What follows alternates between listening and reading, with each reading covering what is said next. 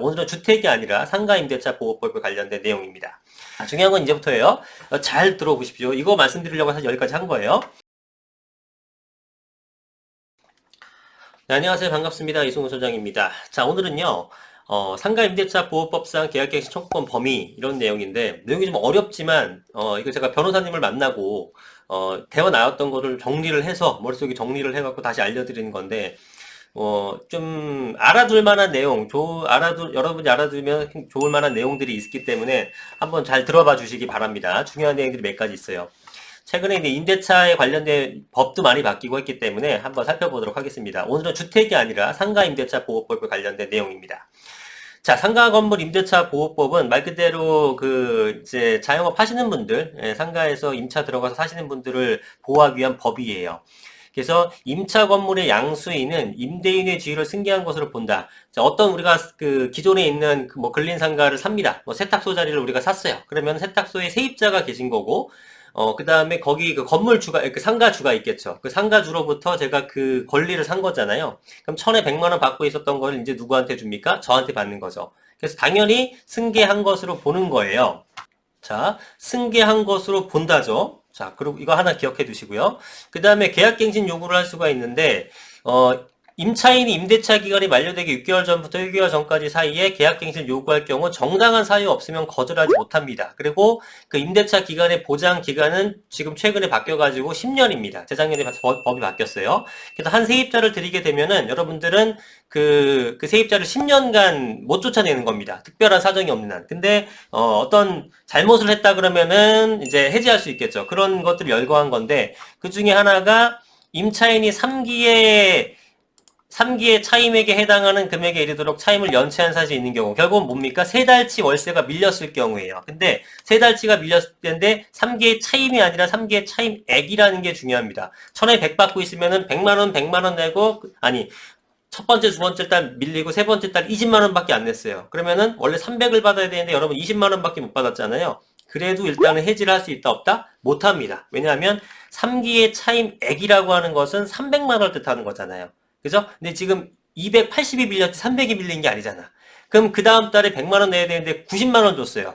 그러면 총 얼마 밀린 거예요 이제? 290이 밀렸죠. 그래도 아직 해지 못하는 겁니다. 그러니까 세 번이 중요한 게 아니라 3기의 차임 액수에 달한다는 거, 요거 은근히 잘 모르시기 때문에 하나 이제 짚어드렸고요.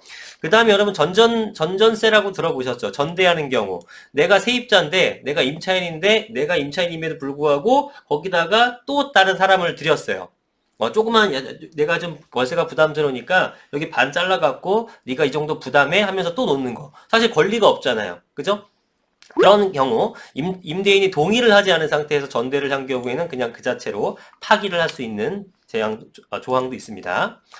자, 그 다음에 임차인의 계약갱신 요구권은 최초의 임대차 기간을 포함한 전체 임대차 기간이 10년을 초과하지 아니하는 범위에서 행사할 수 있다. 이게 언제? 2018년 10월 16일 날 개정이 됐습니다. 그래서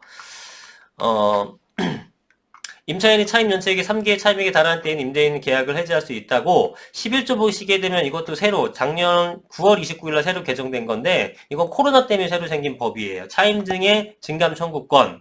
그래서 감염병 예방 및 관리에 관한 법률 등등으로 인해서 증감을 청구할 수 있다. 증감을 청구할 수 있다라고 하는 겁니다.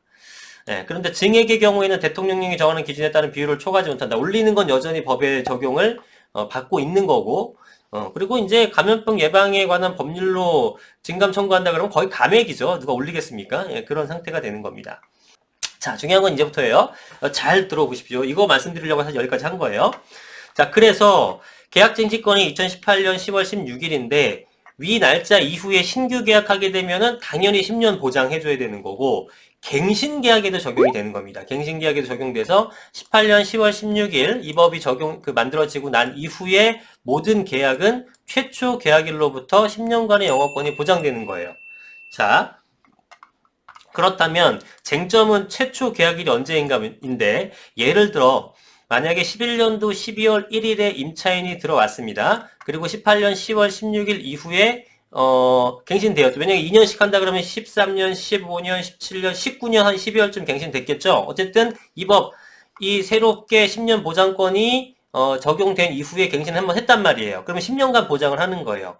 예전에는 5년이었죠. 그러면은 야, 너 오래 했으니까 이제 해지 이렇게 할 수 있었는데 안 된다. 이제 10년을 보장받게 되는 겁니다. 비록 이때 이 당시에는 이런 법이 없었지만 이 이후에 갱신계약이라도 했으게 되면은 적용을 받게 된다는 얘기예요. 그래서 10년을 적용받아 지금 바로 해지할 수 있는 것이 아니고 21년 11월 30일, 그러니까 최초 11년 12월 1일서부터 10년의 기간인 21년 11월 30일까지 영업권이 보장되는 겁니다. 자, 그러면은 야 11년도니까 옛날에 했으니까 이 법 적용 안 받네. 내가 이거 상가 사면서 내가 무슨 장사하려고 하는 거니까 이 사람 바로 내보내야지. 안 된다는 겁니다. 언제까지? 21년 11월 31일까지. 최초 계약일로부터 10년까지는. 그렇죠? 그런데 이런 경우가 있어요. 만약에 2017년도 10월 1일에 매도인이 바뀌었습니다. 그 상가를 샀어요. 그래서 임차인하고 새롭게 계약서 작성했죠. 임대차 계약서. 왜냐하면 주인이 바뀌었기 때문에 계약서 새로 작성해서 새 임대인으로 적힌 계약서를 갖고 있어야 될 거 아니에요. 그래서 이렇게 새롭게 계약서를 작성했다면 이 임차인의 최초 계약일은 2011년 11월 1일인지 11년 12월 1일부터 쭉 장사해왔는데 17년도 10월 달에 주인이 바뀐 겁니다. 그래서 새롭게 작성을 했어요. 그러면은 이 사람이 최초 계약일은 11년 12월 1일이 기준점이 되는 건지 아니면 2017년 10월 1일 새로운 임대인과 적용한 게 기준점이 되는 건지 모를 거 아니겠습니까? 그죠? 그래서 여기서 중요한 사항은 새로운 임대인, 매수인과 임차인 간의 신규 계약서를 전 임대인이 승계를 해 주었는가의 여부예요. 이게 좀 낯설죠? 아까 우리 법 봤지만 여기서 법 봤었죠. 당연히 승계잖아. 임차 건물의 양수인은 임대인의 지위를 승계한 것으로 본다라고 되어 있잖아요. 그럼에도 불구하고 정말로 그 전 임대인이 매도자죠. 매도자가 승계를 정말 해줬니? 이걸 또 한번 묻는다라는 겁니다. 변호사님 말씀이세요. 그래서 10년 계약갱신 청구의 시행일은 2018년 10월 16일이고 자, 아까 보셨지만 법률적으로는 관례적으로는 임차관계를 포괄양수하는 것이었죠. 사는 순간 이 임대차도 당연히 포괄양도하고 하는 건데 이 법률적으로서 봤을 때는 전 임대인이 새 임대인과 임차인의 계약을 인정하였는지를 증빙해야 된대요. 보세요. 지금 내가 상가를 사요.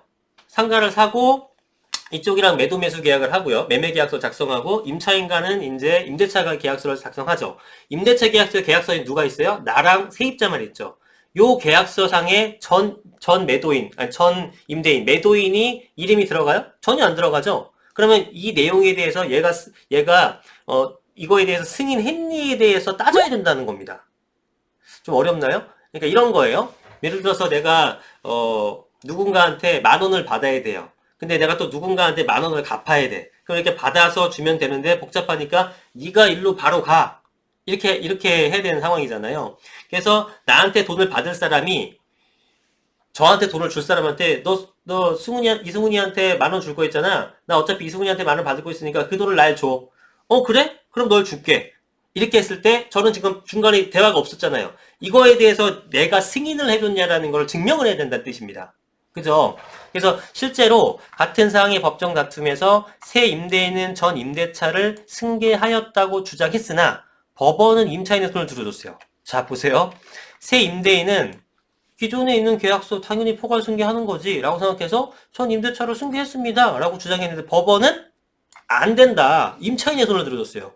아 무슨 소리야 임차인은 이거죠. 난 오래 영업하고 싶으니까 무슨 소리야 새로운 주인이 왔으니까 이 사람하고 새롭게 계약했을 때부터 10년이지 이렇게 주장하는 거고 새로운 임대인은 야 무슨 소리야 너 7년 전부터 하고 있었으니까 이제 남은 거 3년밖에 안 남았어 이렇게 얘기하는 상황인데 여기서 임차인의 손을 들어줬다라는 겁니다.